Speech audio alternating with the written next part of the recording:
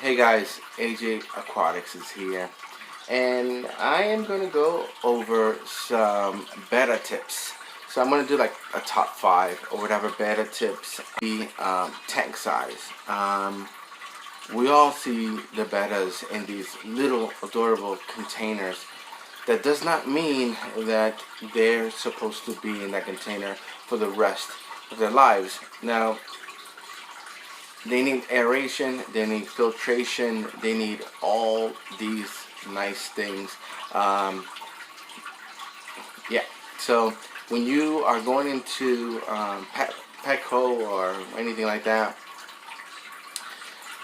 try to get like what I do is I get like a 5 gallon or 10 gallon, because then you could aquascape it, you can make it look nice, and then your betta will be very happy in that. Just letting you know, bettas are not really good swimmers, so if you're getting this big giant filtration, you just go with a tiny little thing. You should not get this tiny little bowls or keep it inside that little container, because no, just because you have it that way doesn't mean you should do that. Now, when you first buy your dog, they come in these crates, right? Of course, they're not that small, but would you keep your Labrador in that cage that he came with all his life? No, he wants to run around, he wants to do his thing, explore. That's the same thing what a betta wants to do. Wants to explore, wants to explore his natural habitat, or what, what's the case. So yeah, so try to get like a 5 or 10 gallon aquascape and make it look very pretty, because your betta is gonna love it. Okay, that's that. Next, I think number 4 would have to be temperature. It's kind of weird because when you get these fish, they don't have any. They're just in the middle of the store, and so they don't really have any, thermometers or anything inside of there. So yes, so these bettas should be kept around in 78 to 80 degrees. Number 3 would have to be breeding. A lot of people, when they get these fish, they're like, oh, it must be good to breed them. It must be easy to breed them. Not if you have a breeding pair. It's a little difficult. I'm doing that now. It's hell. But if you go inside any store and you get a breeding pair, that actually would help you out a lot. But when you do have a breeding pair, or you're trying to breed them, just make sure that you get your tank ready and you have a divider. Or what I do, I put them in a plastic bin. And the male can like go around the female. It can display his fins and everything like that. And what the male is going to do is going to be putting these bubbles all around the rim, or sometimes they just put it in this little patch, in this little corner.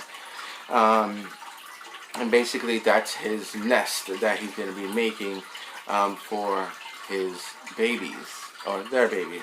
And he'll put them inside he'll put the fry inside the bubbles and stuff, and he will be there to protect the eggs. Now, in this process, what happens is, breeding is such a big topic, really. So it really is hard to just drop it down into a couple of minutes. So once you have this pair, just have them a divider or whatever, plastic bin, and they would do their courtship, or they would do their thing, display and flirting and things like that.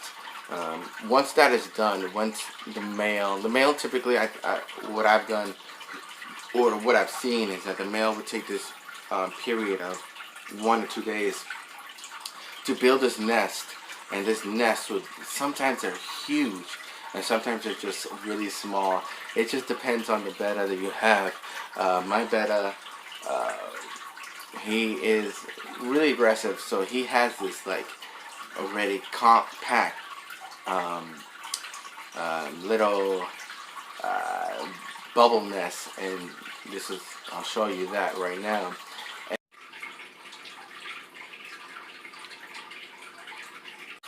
Number two would have to be variety. How much bettas are there?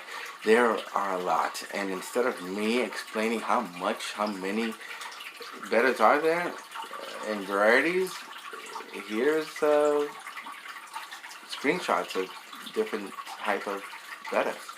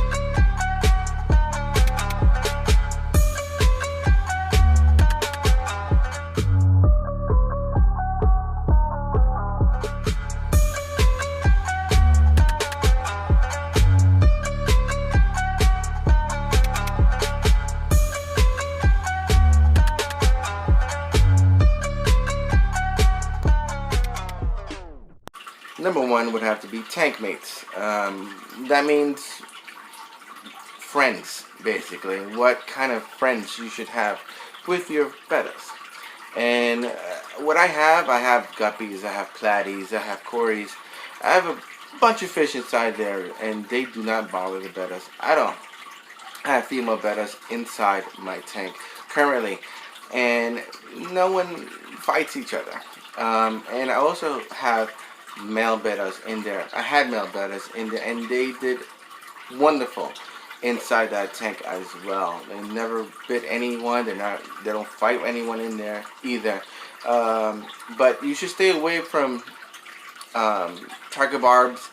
They like to nip at fins, and bettas are really known for their fins and how beautiful they look. So you should stay away from fin nippers, like tight barbs and stuff and things like that. So that's number one.